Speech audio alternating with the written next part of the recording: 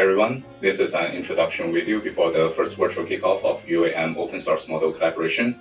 My name is Sen. I'm a postdoc in the TU Delft Advanced Air Mobility Group, and I'm working on the design of UAM vehicle with Tercio and Danny. So we initiate this call and prepare this video to help everyone get ready for next week's meeting and also for preparation of the upcoming DCOM conference in early 2026. First of all, thank you everyone for your interest in the collaboration and in sending up the Excel sheet. As you can see, we have near 40 participants from over 20 universities, research institutes, and the companies joining together all over the world. Here is the list of the institute, and if you notice yours is missing or if there's anything wrong, you can reach out to us or let us know during next week's meeting, and we will revise the list. Here is the outline of this video, where I will do a brief introduction on our work at the TU Delft. Then I will quickly go over the overview of this collaboration, such as how the framework is, and after that, I will introduce some topics related to planning and the execution, which we will further address during the first kickoff meeting. I will try to keep this video and also our first kickoff meeting short, so don't worry.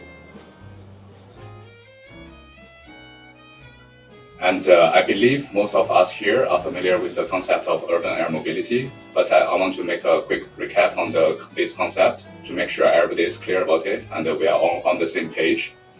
So the concept of urban air mobility is not very new, but the market just recently emerged, probably several years ago, and it is still growing due to a series of technological advancements happened recently.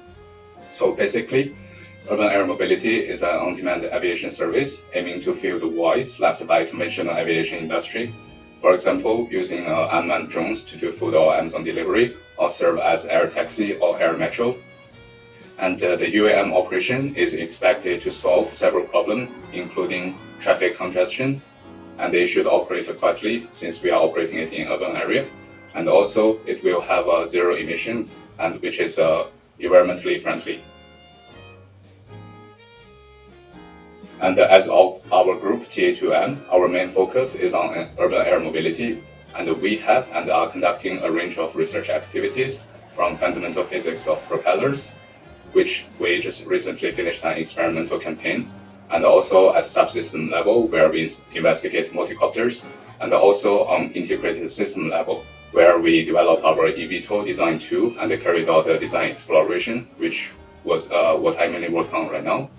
So that's about our background. If you have any questions, you can reach out to us next week. And next, let's move on to the collaboration itself. And here is the overview of collaboration. First, I want to address why we are making this call. So the most important part, and firstly, is as scientists and engineers, we want to solve scientific questions related to physics, operation, and the integration system related to UAM.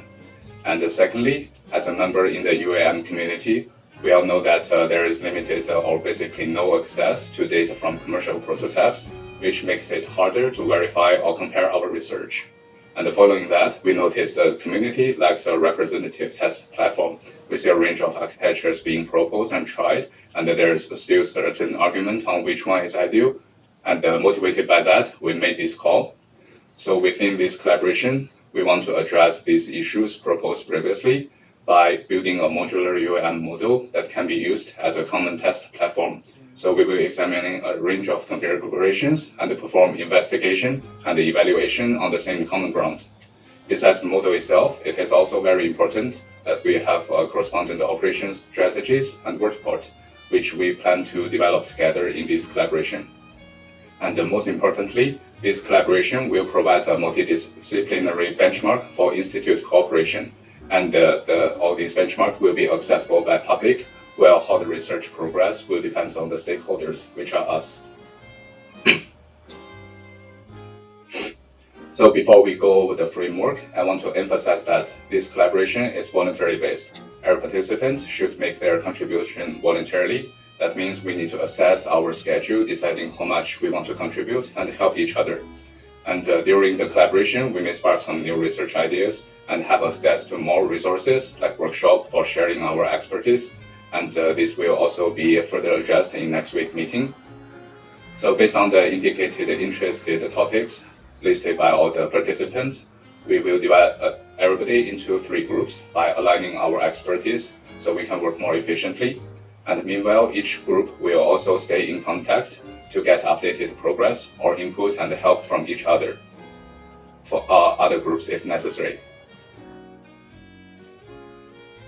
And after assessing our input topics, I allocated them into a group of vehicle development, flight operation, and infrastructure development. Some topics may appear in more than one group. Since I'm not an expert in all of the topics, if you notice there is any revision should be done, please let me know, and I will improve this grouping. And I also noticed many people indicated they are interested in some topics that are split into different groups. And of course, it's okay to join all the groups, but maybe think about prioritizing on which topic is the most wanted one. Otherwise, it may consume a lot of your time since you have to participate more activities. And again, this will also be discussed further next week. By the way, it's also important to mention that we will need volunteers from each group to be the group leader. He or she will be the point of contact for that group and help coordinating the collaboration between groups. And if you are interested in becoming the group leader, please let us know. And it's a good chance to foster connections and broaden your research vision. So from this collaboration, we expect to have a progressive plan and action. Here I'm presenting a Gantt chart to outline the tasks and the milestones for the next 12 months. For each group, taking Group 1 vehicle development as an example, we expect all groups to sort out the coordination in the following month after our first kickoff meeting on October 8th. And in parallel, maybe in the next 2 months, we will identify all feasible vehicle architectures and in the first half year come up with a set of preliminary design. By the end of 12 months in, we will evaluate and build a corresponding model. Similar milestones are also assigned to other groups. Again, since I'm no expert in those topics, we can discuss on set up reasonable milestones next week. But the idea is, by the end of 12 months after the first kickoff meeting, we will all establish some foundation, and that is also the time for the abstract submission opening for the conference, and hopefully we will all be ready for some good publications.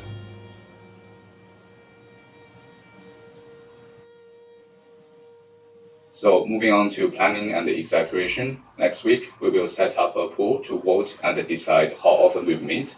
This includes both group leader meeting and a plenary meeting for everyone. And also we will discuss some internal milestones for each group besides the major milestones, and discuss how each group will coordinate, what should be done, and how the progress will be updated, and what kind of resource or help we can offer each other. So that's the end of this video, and sorry for taking you this long, and thank you for your attention. Please feel free to reach out to me if you have any questions. I left my contact information there, and I'm looking forward to see all of you guys next week.